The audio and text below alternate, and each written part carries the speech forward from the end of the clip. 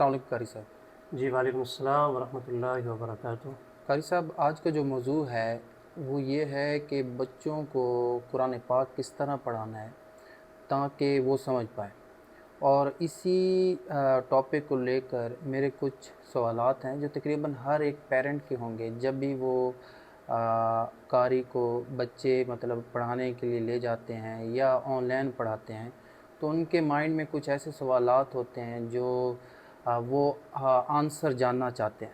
تو وہی کچھ آپ سے بھی عرض ہے۔ تو پہلا یہ کویشچن ہوگا کہ بچوں کو قرآن مجید پڑھانے کا بہترین طریقہ کیا ہے جس سے وہ قرآن پاک سمجھ پائیں؟ جی یاسر بھائی، ماشاءاللہ آپ نے بہت اچھا سوال کیا، اور یہ بہت ضروری سوال ہے کہ بچوں کو قرآن مجید پڑھانے کا طریقہ کار کیا ہے۔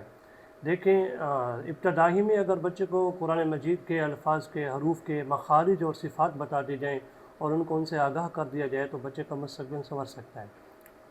اور اگر موسٹلی بچوں کو آپ کو کیا لگتا ہے کہ جب قرآن پاک پڑھایا جائے تو کیا تجوید بھی بچوں کے لیے لازمی ہے تاکہ وہ اس کو مزید اچھے طریقے سے سمجھ پائیں؟ جی بالکل یاسر بھائی، ہاں، بچوں کو قرآن مجید پڑھانے کے لیے تجوید بہت ضروری ہے، کیونکہ تجوید کسی بھی کام کو عمدہ اور سنوارنے کا نام ہے۔ ابھی کچھ مطلب ایک لفظ ہے تجوید، تو اب بہت ساروں کے مائنڈ میں ہوگا کہ تجوید کیا ہے، جو نئے مطلب قرآن پاک کو سمجھنا چاہتے ہیں، جو مکمل اس فیلڈ میں کہیں یا یہ لازم بات ہے، ایک کتاب ہے، ایک ہماری پیاری مذہبی کتاب ہے، تو تجوید لفظ آ گیا ہے تو وہ کیا سمجھ پائیں گے اس تجوید سے؟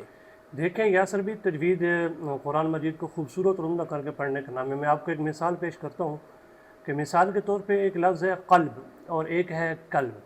قلب یہ موٹے قاف نقطوں والی قاف کے ساتھ آتا ہے، اور قلب یہ باریک قاف کے ساتھ آتا ہے۔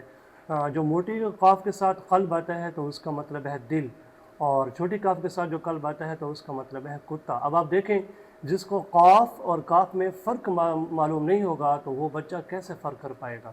یہ بنیادی چیزیں ہیں جو بہت ضروری ہیں۔ قاری صاحب، ٹھیک ہے، یہ تو سمجھ آ گیا۔ آخر پر میرا یہ سوال ہوگا، یا میں یہ کہنا چاہوں گا کہ آپ کو یہ سننے والے دیکھنے والے لوگ اگر اپنے بچوں کو قرآن پاک پڑھائیں گے تو آپ کس طرح ان بچوں کو پڑھائیں گے؟